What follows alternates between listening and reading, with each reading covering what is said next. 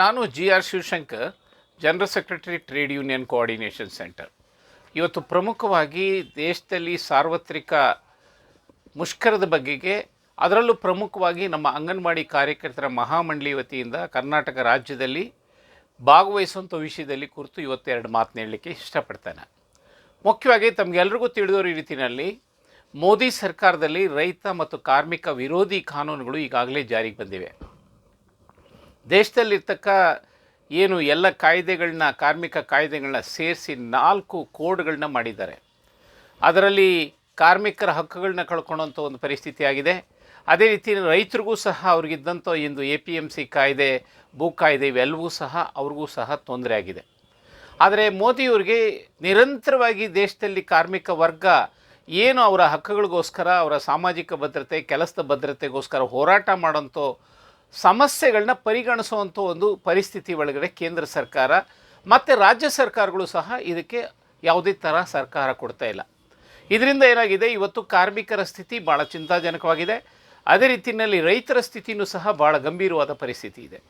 So ಇದನ್ನು earth ಇವತ್ತು ದೇಶದಲ್ಲಿರ್ತಕ್ಕ ಎಲ್ಲ ಕಾರ್ಮಿಕ ಸಂಘಟನೆಗಳು, 12 ಕಾರ್ಮಿಕ ಸಂಘಟನೆಗಳು ಮತ್ತು ಬೇರೆ ಬೇರೆ ಅಂಗಗಳಲ್ಲಿರ್ತಕ್ಕ ಡಿಫೆನ್ಸ್ ಇರ್ಬೋದು, LIC ಇರ್ಬೋದು, ಬ್ಯಾಂಕ್, ಎಲ್ಲರೂ ಸಹ ಈ ಒಂದು ಸಾರ್ವತ್ರಿಕ ಮುಷ್ಕರದಲ್ಲಿ ಬರುವ 26ನೇ ನವೆಂಬರ್ ದೇಶದಾದ್ಯಂತ ಹೋರಾಟ ಮಾಡೋದ್ರ ಬಗ್ಗೆ ಈಗಾಗಲೇ ಎಲ್ಲರೂ ಸಹ ತೀರ್ಮಾನ ಮಾಡಿದ್ದೇವೆ.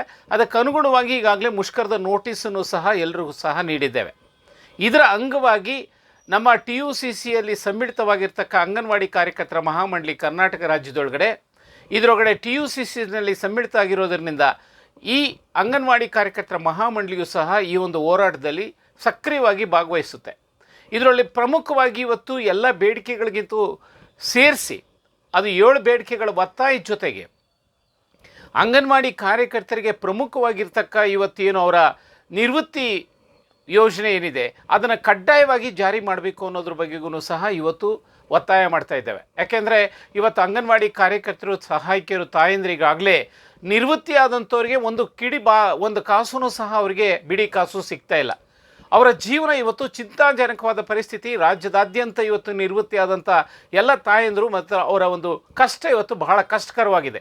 ಆ ತಾಯಂದರಿಗೆ ನಿವೃತ್ತಿ ಯೋಜನೆಯನ್ನು ಕಡ್ಡಾಯವಾಗಿ ರಾಜ್ಯ ಸರ್ಕಾರ, ಅದರಲ್ಲೂ ಇವತ್ತು ಹಿಂದೆ ಏನು ನಿಡಿಗಂಟು ಅಂತ ಒಂದು ಕೊಡ್ತಾಯಿದ್ರು ಅದನ್ನೂ ಸಹ ನಿಲ್ಲಿಸಿದ್ದಾರೆ.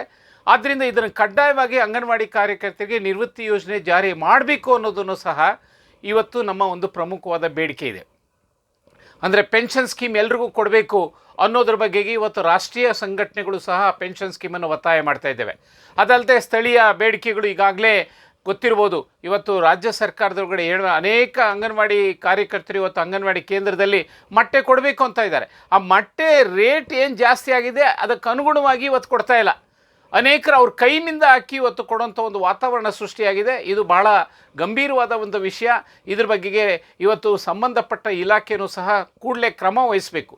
ಯಾಕೆಂತಂದರೆ ಅನೇಕ ಸಂದರ್ಭದಲ್ಲಿ ಅಂಗನವಾಡಿ ಕಾರ್ಯಕರ್ತರೆ ಅವ್ರ ಮೇಲೆ ಬಿಟ್ಬಿಡ್ತಾರೆ ನೀವು ಮಾಡಿ ಅಂತ.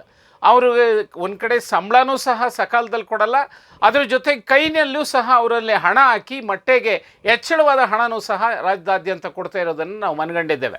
ಆದ್ದರಿಂದ ಇದ್ರ ಬಗ್ಗೆಗೂ ಸಹ ಸ್ಥಳೀಯ ಬೇಡಿಕೆಗಳನ್ನು ಸಹ ಇವತ್ತು ರಾಜ್ಯದೊಳಗಡೆ ಎಲ್ಲ ಅಂಗನವಾಡಿ ಕಾರ್ಯಕರ್ತರ ಸಂಘಟನೆಗಳು ಅವ್ರದ್ದೇ ಆಗಿರ್ತಕ್ಕ ಒಂದು ಹೋರಾಟದಲ್ಲಿ ಭಾಗವಹಿಸ್ತಾ ಇರೋದರಿಂದ ಅಂಗನವಾಡಿ ಕಾರ್ಯಕರ್ತರ ಮಹಾಮಂಡಳಿಯೂ ಸಹ ಈ ಹೋರಾಟದಲ್ಲಿ ಸಕ್ರಿಯವಾಗಿ ಭಾಗವಹಿಸ್ತದೆ. ಆದ್ದರಿಂದ ರಾಜ್ಯದಲ್ಲಿರ್ತಕ್ಕ ಏನು ಅಂಗನವಾಡಿ ಕಾರ್ಯಕರ್ತರ ಮಹಾಮಂಡಳಿ ರಾಜ್ಯದ ಎಲ್ಲ ಜಿಲ್ಲೆಗಳಲ್ಲೂ, ಎಲ್ಲ ತಾಲೂಕುಗಳಲ್ಲೂ ಸಹ ಬರುವ 26ನೇ ತಾರೀಕು ಸಂಪೂರ್ಣವಾಗಿ ಈ ಮುಷ್ಕರದಲ್ಲಿ ಭಾಗವಹಿಸಬೇಕು. ಇದ್ರ ಬಗ್ಗೆ ಈಗಾಗಲೇ ಸಂಬಂಧಪಟ್ಟ ಡೈರೆಕ್ಟ್ರಿಗೆ ಈಗಾಗಲೇ ಮುಷ್ಕರದ ನೋಟಿಸನ್ನು ನೆನ್ನೆನೇ ನೀಡಿದ್ದೇವೆ. ಅದಲ್ಲದೆ ಇವತ್ತು ಮಾನ್ಯ ಮಂತ್ರಿಗಳಿಗೂ ಸಹ, ಮಹಿಳಾ ಮತ್ತು ಮಕ್ಕಳ ಅಭಿವೃದ್ಧಿ ಸಚಿವರಿಗೂ ಸಹ ಮುಷ್ಕರದ ನೋಟಿಸನ್ನು ಕೊಟ್ಟಿದ್ದೇವೆ. ಪ್ರತ್ಯೇಕವಾಗಿ ಇವತ್ತು ಜಿಲ್ಲಾವಾರು ನೋಟಿಸ್ಗಳು ಕೊಡೋದು ಅನಿವಾರ್ಯತೆ ಇಲ್ಲ. ರಾಜ್ಯ ಮಟ್ಟದಲ್ಲಿ ಇವತ್ತು ನಾವು ನಿರ್ದೇಶಕರಿಗೆ ಮತ್ತು ಮಂತ್ರಿಗಳಿಗೆ ಕೊಟ್ಟಿರೋದ್ರಿಂದ ಪ್ರತ್ಯೇಕವಾಗಿ ನೋಟಿಸ್ ಕೊಡುವಂಥ ಅನಿವಾರ್ಯತೆ ಇಲ್ಲ.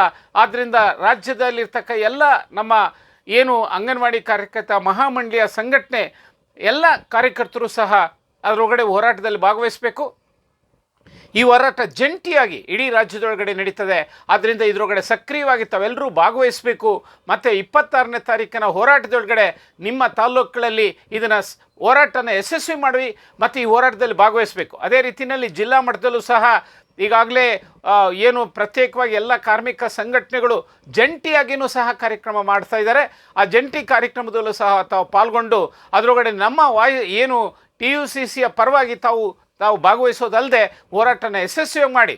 ಇವತ್ತು ಇಡೀ ಪ್ರಶ್ನೆ ಏನು ಅಂತಂದರೆ, ದೇಶದೊಳಗಡೆ ಕಾರ್ಮಿಕ ವರ್ಗ ಅವ್ರದ್ದೇ ಆಗಿರ್ತಕ್ಕ ಶಕ್ತಿ ಇದೆ, ಕಾರ್ಮಿಕರು ರೈತರು ಒಂದಾಗ್ತಾರೆ ಅನ್ನೋದನ್ನು ಈ ಒಂದು ಹೋರಾಟ ಪ್ರತಿಬಿಂಬಿಸ್ತದೆ. ಆದ್ದರಿಂದ ಎಲ್ಲ ನನ್ನ ತಾಯಂದಿರಲ್ಲೂ ಸಹ ನಾನು ಮನವಿ ಮಾಡ್ಕೊಳ್ಳೋದೇನು ಅಂತಂದರೆ, ಈ ಹೋರಾಟದಲ್ಲಿ ಸಕ್ರಿಯವಾಗಿ ಭಾಗವಹಿಸಿ ಈ ಹೋರಾಟನ ಯಶಸ್ವಿ ಮಾಡಿ.